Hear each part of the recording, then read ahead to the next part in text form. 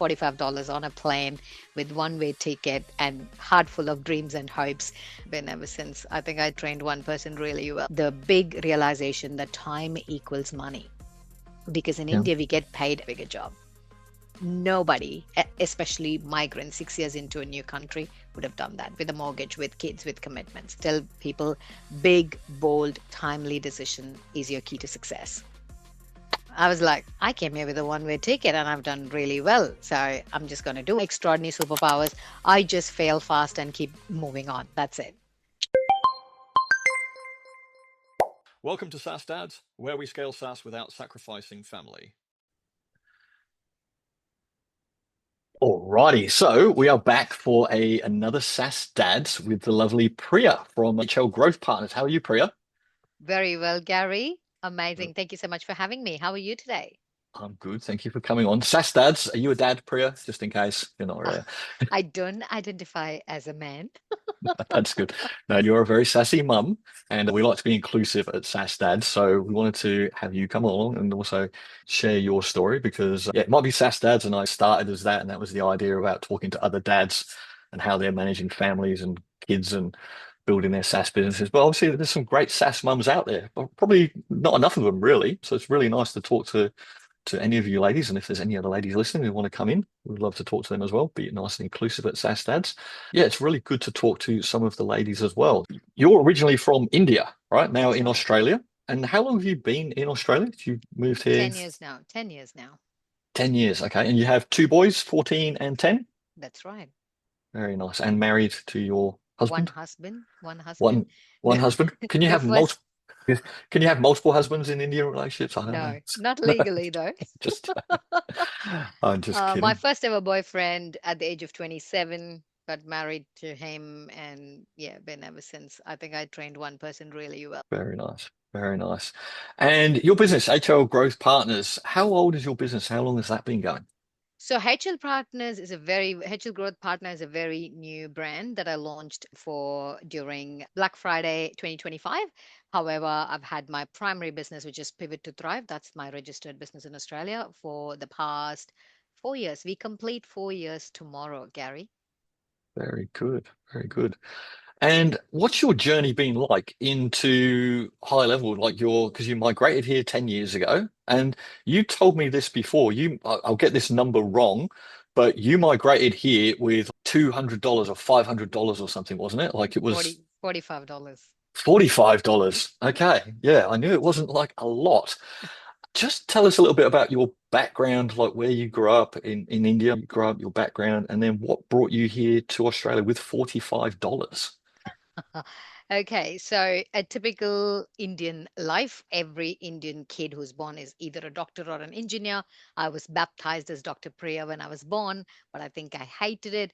However, you live to fulfill the unfulfilled desires of your parents. Mm. I worked really hard to get that two letters DR prefixed to my name by completing my PhD. So I did my master's in biotechnology, and then I did my master's in engineering, and then I did my PhD. So MSc, MTech, PhD.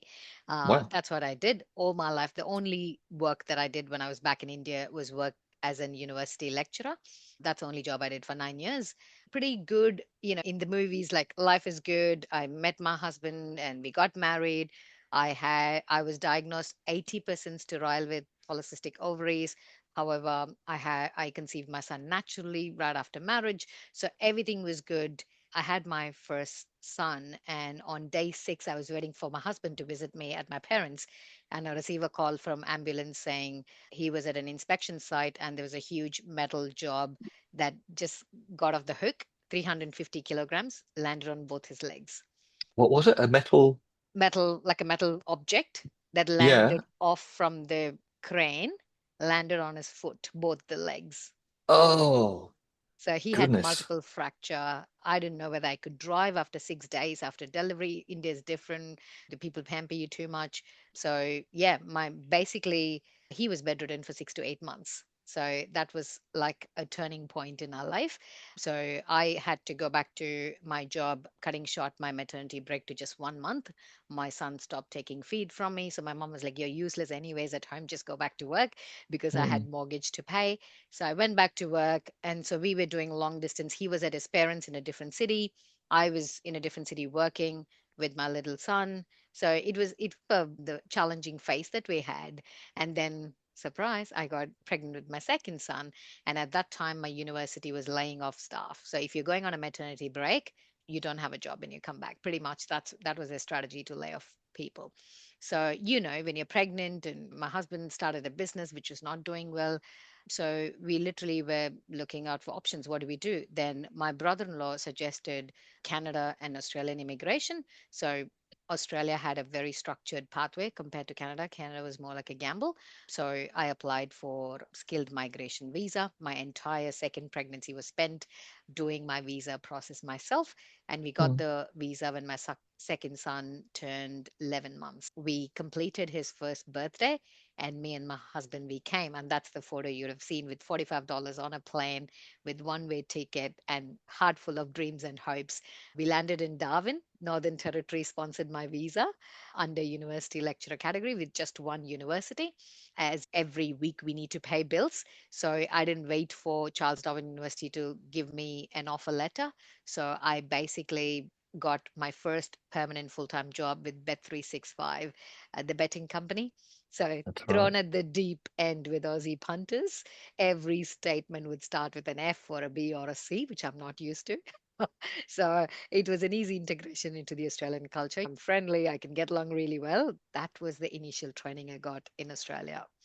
Yeah, that's my life and how I came into Australia. And I think the big shift on why I moved into entrepreneurship, leaving my comfort of a full time job and salary, was the big realization that time equals money. Because in Yeah. India, we get paid a fixed monthly salary. But here, every ticking hour of my time had a dollar value. And as an immigrant, you only try to maximize it. You try to think, how can I make more money? So then you realize time is a very finite resource. So, how can I not trade time for money? So, that was in 2019 ish. I was on Google, how to make money while I sleep. And that's how I found the best $100 investment with one funnel away challenge. So, I did that challenge. And I think one key outcome I got from Russell Brunson's One Funnel Away challenge was I can monetize anything. Because until then, all my side hustles were related to tutoring, academics, anything related to academics, because I thought that's what I'm qualified to do and that's what people would pay me for. So that single shift that I can sell anything, I can monetize anything was a game changer. So I didn't become a funnel builder, as you can see. I didn't like doing the job, but I love the whole strategy of sales funnels. And then I got sucked into the famous Thai Lopez social media marketing course. So I did that. I couldn't scale it back then. So I went into business mentoring, but still with a heavy focus on marketing and sales, because my core belief is the one thing that differentiates an expensive hobby and a successful business is the right marketing and sales. So I always wanted to specialize in that. And I was doing done for you marketing with business coaching. And I was using 10 different tools to deliver that done for you marketing. So when I found HighLevel in 2024, I was like, this is it. I can get rid of so many subscriptions. And Social Planner is the only feature I started off in 2024. And I started moving my current clients and never looked back. And now my life is completely niched in this particular industry. What was your process like of change from, and did you have a different job? Like you started at Bet365, but I don't know if you Oh, yeah, stayed sorry. there. Like, where did you go through that kind of working in your sort of Yeah. working So life after and jobs in Australia to then actually moving out of a job? And how did you find that transition? Yeah, so I think that's a good question. I think I missed that key element in there. Thank you. So from Bet365, I was meant to stay there for 1 year. My visa condition was live in Darwin for 2 years and work full time in any industry for 1 year. I fulfilled my visa condition, applied for my permanent residence, and then I moved to Adelaide because I still had my restriction. I can't go to Melbourne, Sydney, and Brisbane. I moved to Adelaide and I got a job with University of Adelaide in the research grant management. Mm. It's funny how you think your dream destination is an Australian university affiliation. So I had my University of Adelaide affiliation to my name. As an Indian, you want these affiliations, you want these endorsements, you want these nice fancy designations to your name. I got that and I thought that was my ultimate destination, but I was wrong. I had a six-figure salary 6 years into Australian life, and I was bored. I was like, this has no meaning to it. And I think the key shift for me to go serious into my job was when my parents got COVID. Mm. That was Easter break, and my parents got the most virulent strain of COVID. There was travel ban. I couldn't travel, and you expect the worst. And then they recovered, but I didn't recover. Okay. The stress actually made me bloat like a balloon. I was 94 kilos. That was me being the heaviest non-pregnant because of stress. So I understood, I mean, the fact that my parents are not getting any younger. So I didn't have to ask holidays at universities. So I had to find out a way where I can make money going and sitting next to my parents. That was my goal. That was my why. When people say, find out what's your why, I never understood that. Everyone goes into business thinking, I want to make money, right? That's my why. I want to make money. But then they say, no, you find out your why. I just didn't understand. I found it too cliche until I had my own why. I discovered my own why I wanted to do this. If it was money, I was in a very comfortable six-figure paycheck, the easiest job that I could do. So I wasn't chasing money, obviously. So the why was the freedom to go sit next to my parents and still provide for my family and do whatever I want. So that's the key reason on why I completely went all in and started full time in 2021. And how, your husband or the rest of your family as well, how did they react when you said, "Hey, I'm going to give up"? You've moved from India to another country. You've worked hard. You've taken what's probably not the best job to get started with, but you've done that to get your visa. And now you're in that six-figure job. Life's pretty rosy. And you're saying, "I'm going to give this up to follow a dream of entrepreneurialism and something that you're not qualified to do, but you believe you can do maybe at that time as well." How did your family and also your husband react to that? He's always been a very supportive person, but Hmm. this decision kind of shocked him. He was like, are you nuts? Are you crazy? Because we bought a house, we had Hmm. mortgage to pay. So, when that commitment comes. So I told him, just give me 6 months. I've never asked you to take care of me. I'm only requesting you to take care of me for 6 months.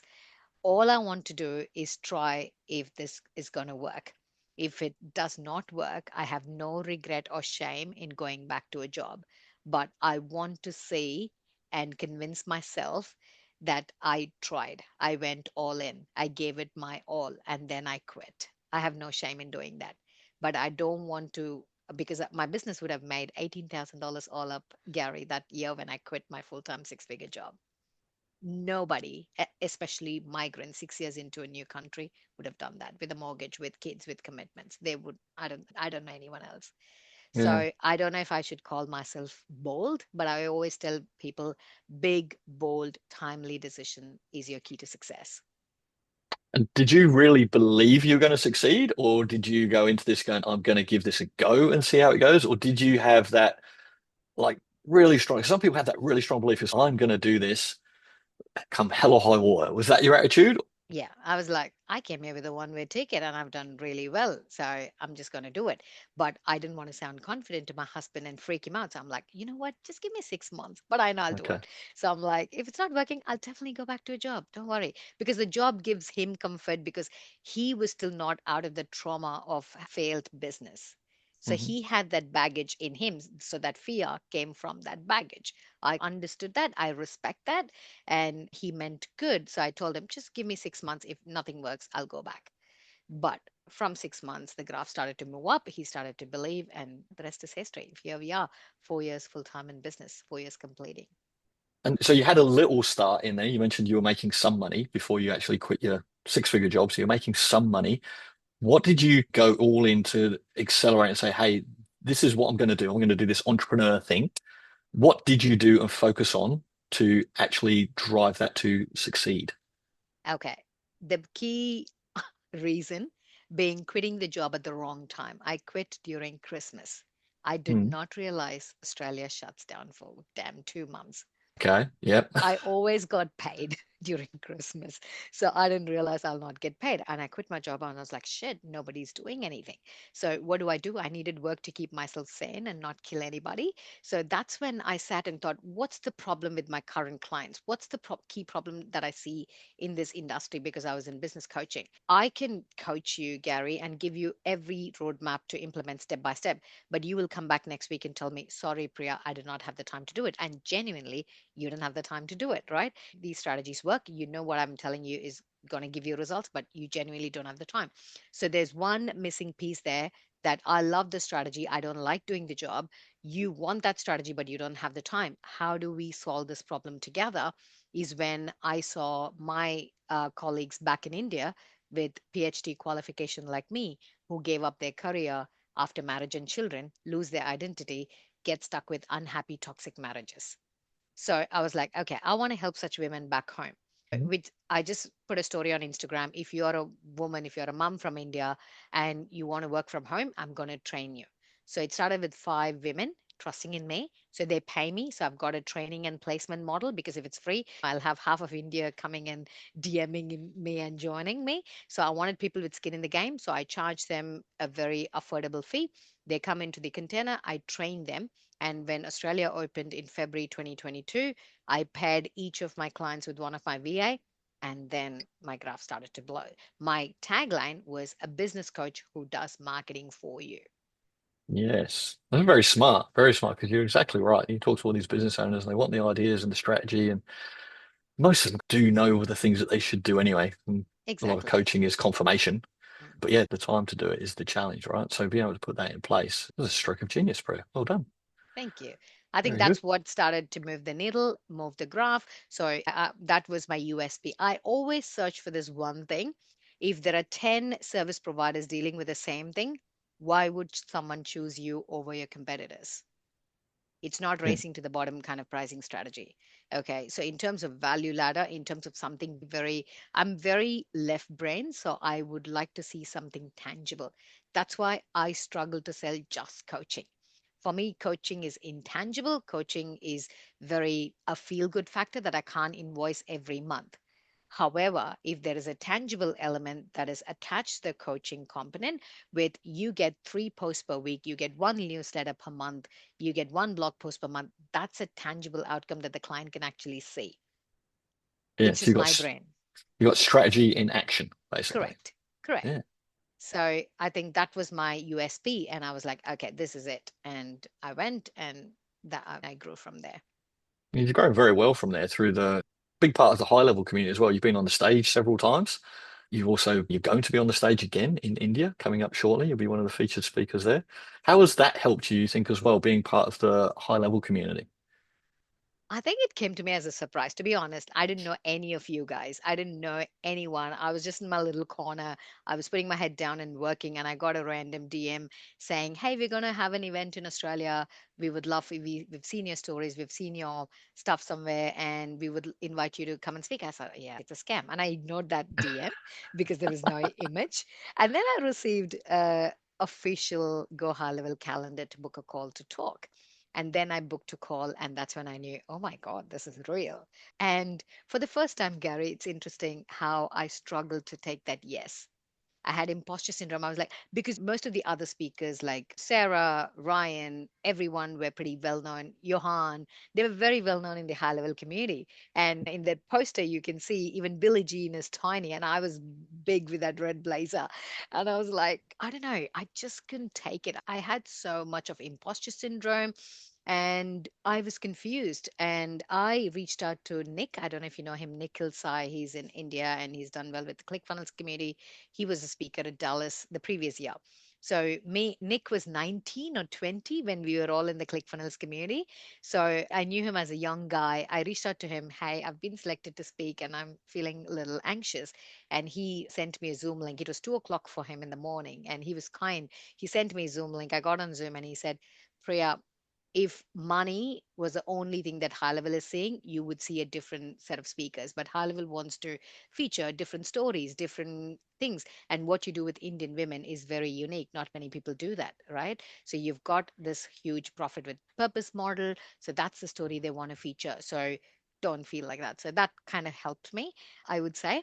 But I think I went in with zero expectation for Sydney, which gave me basically who the hell is Priya to, okay, Priya in Australia type. I signed clients from the speaking gig. So, in terms of monetary, yes, I had a little bit of revenue in there.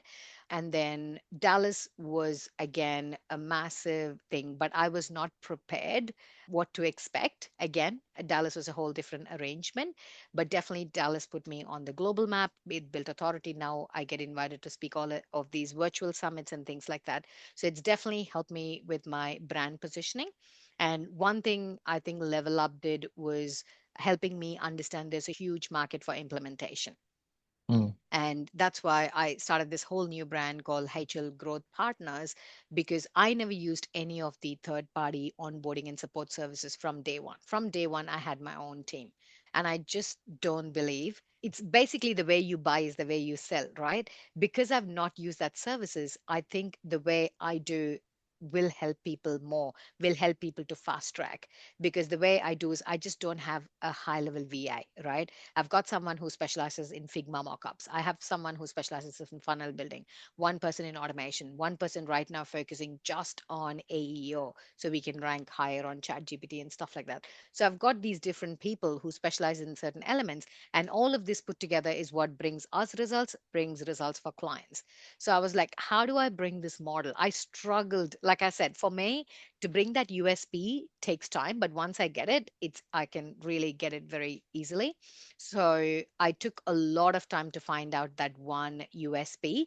And right now we are live officially with a model called high level growth pods, HLG pods, where you can hire a pod of 4 experts, you can hire a pod of 8 experts, depending on what you need for your business, and you can grow from there.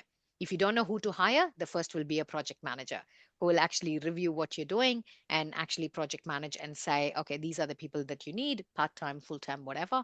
And then you can have a team to grow. So that's what Level Up Dallas did for me in terms of brand positioning and clarity and a whole new brand. And obviously, the connections that we got from Dallas was just amazing. Just the people that you meet. In terms of monetary value, I don't think I can quantify anything from Dallas just yet.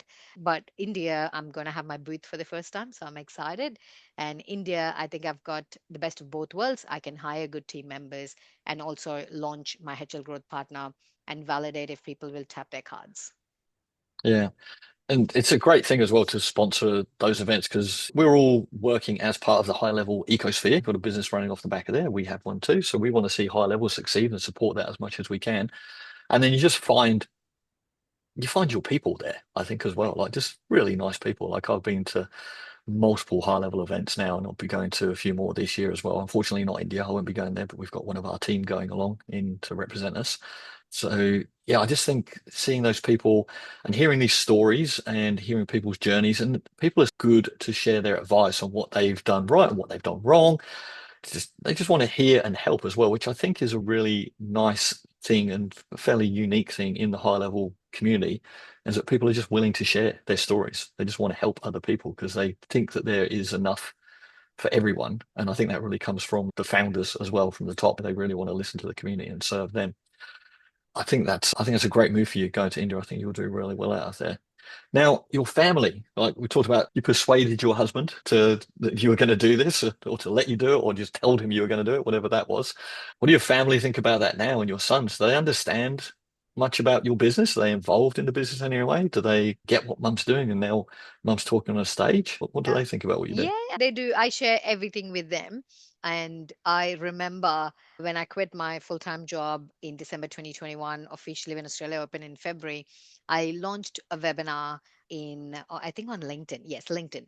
76 people like said interested or attending, and I think 23 filled a Google form that I had back then.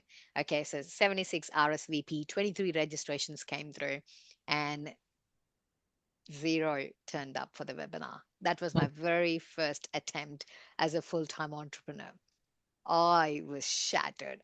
I remember crying so bad that day to my kids because they were there at home. And I was like, oh my God, that failure to me was insane. But the way my little kids, this was 4 years ago, so they'd have been 10 and 6. So the way they actually said, oh no, this is not failure. Maybe they forgot. Little ones come and say, maybe they forgot. Maybe they'll come later.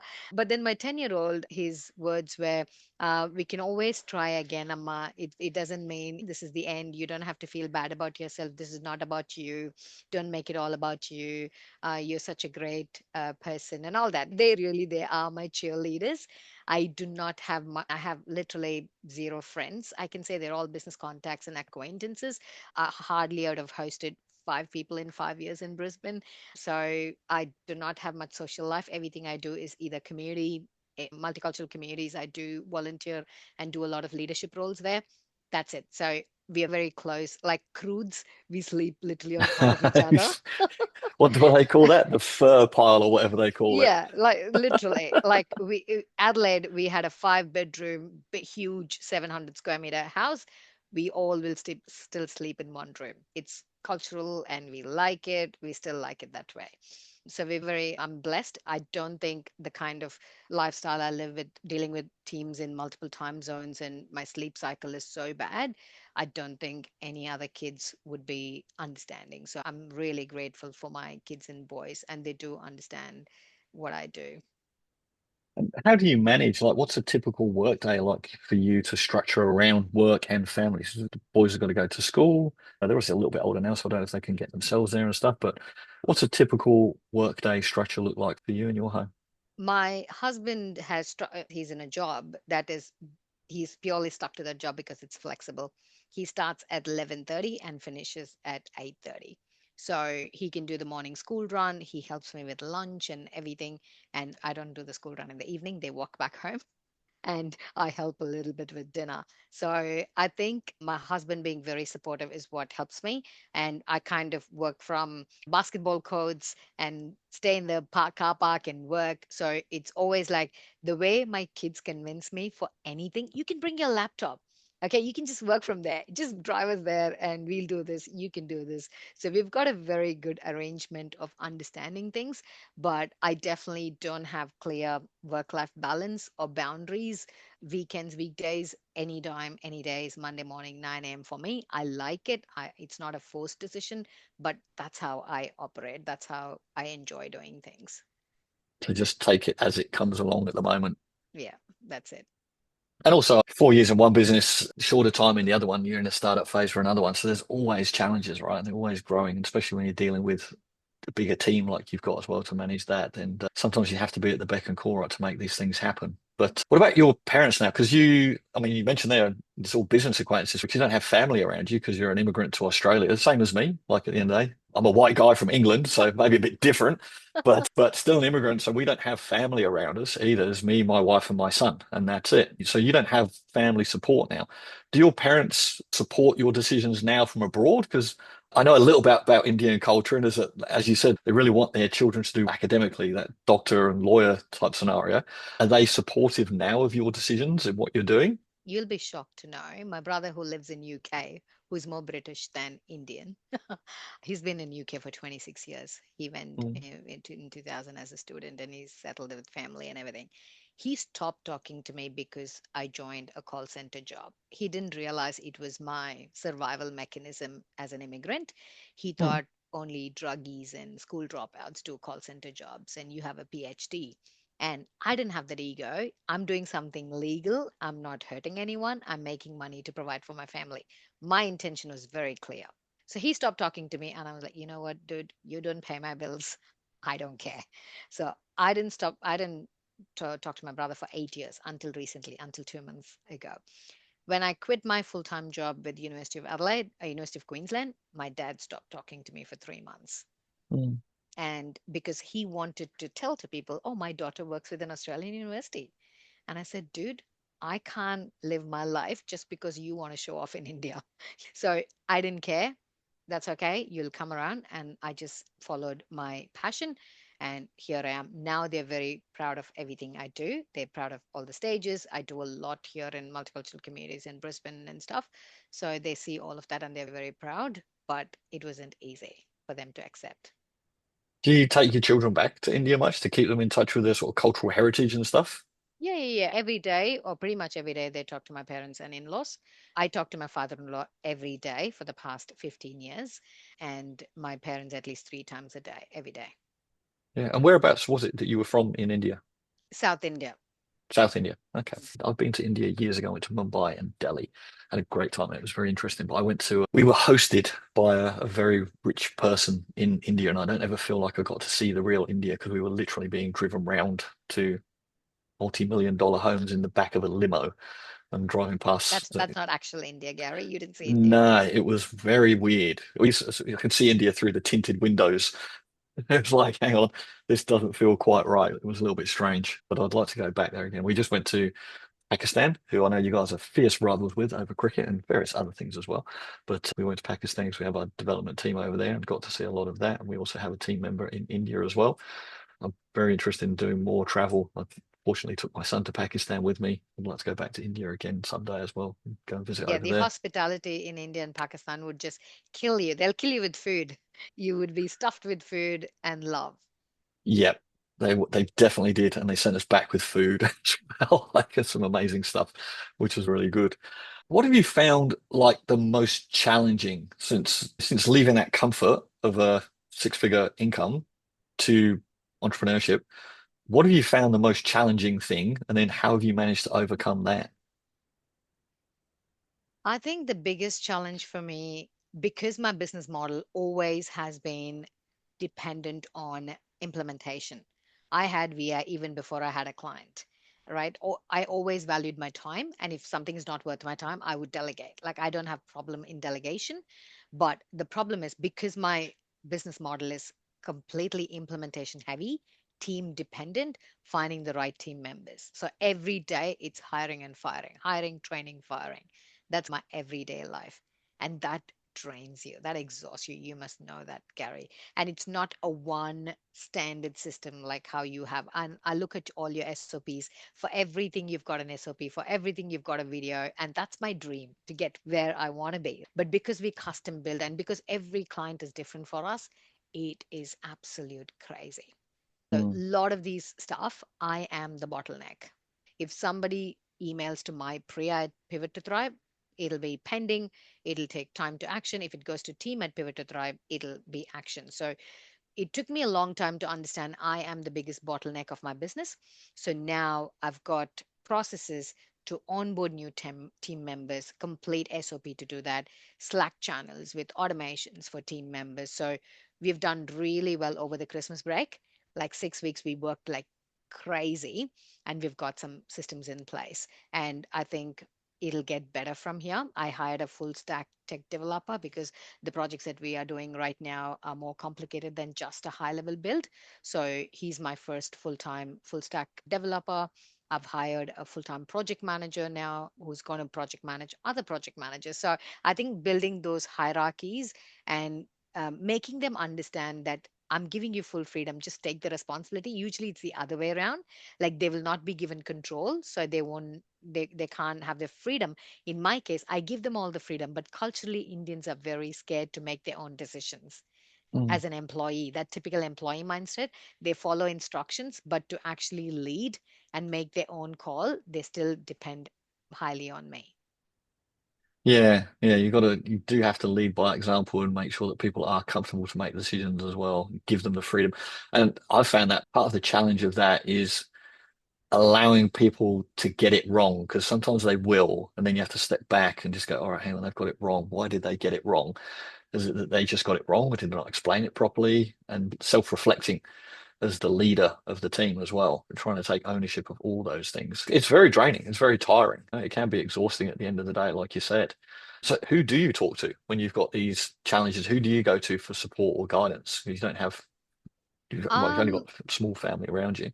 Yeah, I don't think my husband understands my business struggle. And even though I tell him, he will reply. give me the exact solution, but in common layman terms, which I won't understand. The same thing if my business bestie tells me in a business terminology, I will understand. That's what I said, exactly what I said, but she just said it. So I've got business besties that I brainstorm. Of course, I do attend our mastermind and other things these days to get that. I'm also part of different business mastermind. Yesterday we had one session and I literally said, this is my challenge in actually understanding how much money I'm spending on resources because the revenue becomes very much expensive. My profit margin is not that great. So the suggestion I got from my team was do 15-minute time block timesheets. And I go, even I can't do that. How can I ask my team to do it? But they said that's what is been very effective for their businesses. Most of them, what they do is they do 15-minute time sheets. They can either use Clockify, whatever, or just a Google spreadsheet. I know one of my client, an accountant, he does that. Every Mm. 15 minutes he logs his time and I go 15 minutes my ADHD brain would not even focus on one thing, so what would I log? So it is funny, but those are the different mastermind groups and different groups that I try and ask questions if I need something to brainstorm. Okay. Bring it back to your kids. What are you most proud of about your children, your two boys? What gives you the greatest joy out of them? I think they're very understanding and flexible. I've never seen any kids so understanding with such crazy schedule. And Mm. they really know everything that I do. Everybody, whoever calls me, they know who they are, what I'm going to talk about.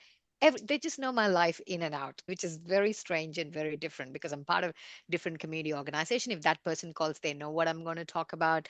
They do come and volunteer at different events, so they're very much in my life, but they come and if I tell them, okay, there's pizza after the event, you want to come? They'll come for the pizza. They'll come for the food. Bribery. That's called bribery, Priya. That's Well, that's it. That's it. So I'm very proud that I've never seen kids that age being supportive of a mom who works like this. And they never make me feel that I'm crazy. And when they go for play dates and sleepovers to their parents, other Indian parents, they come back home and say, thank God you're my mom. Oh my God. So they actually appreciate who I am and they accept me as who I am. I think I'm very grateful for that. Do they appreciate and like living in Australia? Oh, Are yes, they they don't want to grateful go that back. you moved and brought them over here? Yes. I make sure they feel grateful. I keep telling them, do you want me to send you back to India? That's my threat. If you're not going to study, I'll pack your bags and send you back to India. That keeps them quiet, does it? Nice.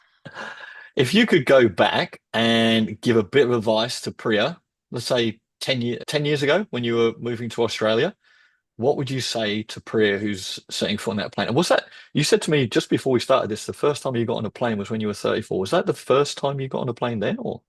I think not 34. It was right after my marriage, 27, Okay, for our 27. honeymoon. Yeah, Oh, okay, that's the for your first time I honeymoon. stepped on a plane. We both Okay. went to Singapore and yeah, an island in Indonesia on Okay. cruise. So it wasn't your first trip just coming here then. Yeah. But what would you say? You can see that Priya who's climbing up the steps to get onto that plane to start a new life in Australia. What would you say to Priya? I think I was very naive, Gary, back then. I was very naive. I was this very sensitive girl, and anyone can take me for a ride. I'm not the person who I am today. And I think Australia made me really thick skinned. Australia made me very resilient. Resilient is an Aussie word, right? Very Mm. resilient, I would say. And I found out my strengths by going through these challenges.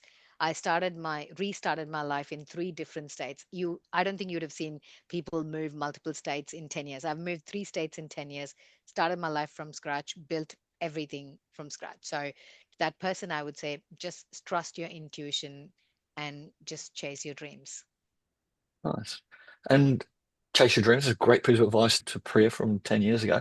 What advice would you give to the ladies in the high level community or any ladies who are running a business at the moment, juggling between running a business, family, kids? What advice would you give to those ladies? I think I personally am not a fan of associating anything with female and women. Okay. I Mhm. think a lot of people do that with a victim mindset. Mhm. And I'm not that person, right? It can be sexist, you can classify it whatever. My thing is there's nothing called equal. We are equal to men. There's nothing like that. Your gender doesn't define your skill set. Your gender doesn't define your abilities. In certain things, yes, if it's hot, you can take off your shirt. I can't take off my shirt. There are some restrictions that way. But other than that, in terms of your skill set, in terms of your dreams, in terms of what you can achieve, I don't think you need to have that blanket called women. Just understanding that will let you feel very powerful. But the sad thing, if you look at my Facebook feed or Instagram or LinkedIn feed, every room I walk into, I'm the only female, I'm the only women of color. Talk about business networking groups, talk about chambers of commerce, anywhere, I'm the only person, or hardly there are any other women. So I'm like, where are the other million women in this world? Yeah. And that's the reason I volunteer at various organizations to bring such women out of that comfort zone, out of their kitchen to follow their dreams. Yeah, that's why I'm glad to have you on, because we'll have some other ladies on as well, because there's some amazing ladies in the high level community. And it's a shame that there aren't more. I know you have there's your own lady, there's a ladies community, which I've tried to get into many times. They wouldn't let me in. No mansplaining, Gary. No Kristen man's would playing. not let you. Yes. They wouldn't let me in. But I think it's great, and I think it's great to highlight what you said there. It's not a male, it's not a female thing, but it's just a simple mathematical number thing that there are not as many women in these positions as there are men, for whatever those reasons are. It's not because men are better than women or women are whatever, whichever way But around I that don't is. know if you It's noticed during the affiliate dinner, sorry to cut you off, but I wanted to mm, point this out. The commandos and all the high achievers in the affiliate industry are all males. Did you notice that? There was I not a single person. There's never been, I think, historically, a in the female in affiliates. there. Yeah, in the affiliate commandos or the top Yeah, affiliates. It's interesting because we talk about this in Women of GHL and we want more women out there. And for me, simply analytically, the reason being they're all YouTubers, they're all content creators. They sit and smash content day in and out. And I've been committed to HighLevel to do community course and workshops and things. I just can't find the time to do it, Gary. So I think it is the restriction mentally you have as a parent, being a woman, it just adds to you juggling 100 different hats, whereas men have more one dimensional thinking. They can do one thing really well at one time, so they prioritize and do it. Like Michael Reamer, for example, the things that he did in such a short time, he published a book. It's a great book, what he wrote, so many things. I've been wanting to write a book for years, and the reason I'm not able to do it is because it's just multiple things. We always are proud multitaskers, which I'm not proud anymore.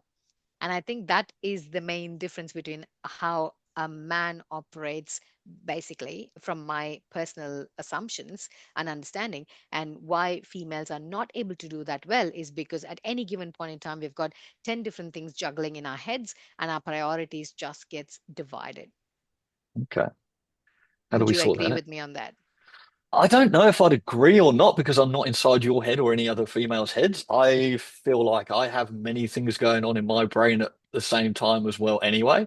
But I do know what you mean because it's that old joke of blokes can only do one thing at once because they have to turn the music off in the car when they're parking because you can't listen to the music and park the car at the same time. So, I mean, Yeah. so I don't know if that's right or if it's wrong or if that is the reason or if it's not. But I think it would be nice if there were more females because I think it Correct. brings a different dynamic. I certainly don't see any reason why there shouldn't be. So I'll definitely encourage that. We tried to encourage, I say we tried to. We encouraged that as best we could last year. We sponsored the ladies of HighLevel drinks at Yes. Dallas, Yeah. which was really nice. So I definitely am a supporter of that. And that's why it's SaaS dads, but we're all inclusive here. We'll have SaaS mums in as well. So I would love to have more ladies in here. There are some definite powerhouse, great ladies in the high level community. And I think it would be great if there were more of them. So hopefully part of what this can be, and if anyone's seeing this, is that you can provide some inspiration for them as well to just to go, hey, look, Priya's doing it, I can too. That's right. Don't think that you can't do it at the end of the day. I think that was maybe part of what your message was there. I There's no think that's my difference. message to everybody. If I can do it, you can do it too. I am not a superwoman. I have no extraordinary superpowers. I just fail fast and keep moving on. That's it. Keep going, just think you can do it. You came here with $45 10 years ago. Exactly. That's Yeah, that's a challenge. That's a real challenge with kids, young kids as well. Congratulations. Well done. I'm really pleased to have this chat with you today. I'm really pleased to know you. Hopefully you'll count me in your friend group. You said before you didn't have any friends, but hopefully you'll count me in your friend group. Next time we're You down know in I Brisbane, would. next time I come to Brisbane, I'll hit you up. We'll come for dinner. Can you cook a Yeah, good Indian dinner for me? definitely, I'll do that for you, Gary. That would be awesome. I would love that. I would love to come and meet your kids and your husband. So thank you so much. Where can people find you or connect more with you if they want to find a bit more about Priya and what you do and HR growth partners or just generally Yeah, you? pretty much all social media channels, Instagram, Facebook, LinkedIn. I've got a YouTube channel called HL Growth Partner.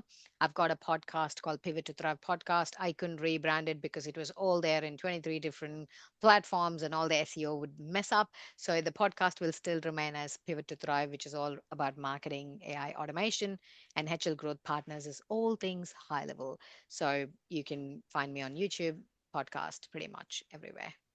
Awesome. So please go check out Priya, connect, listen to her speak in India. And if you see her at any of the conferences, come and say hi. Will do. Thank you so much, Priya. Great talking to you. Thanks, Gary. Thanks for having me today. Bye.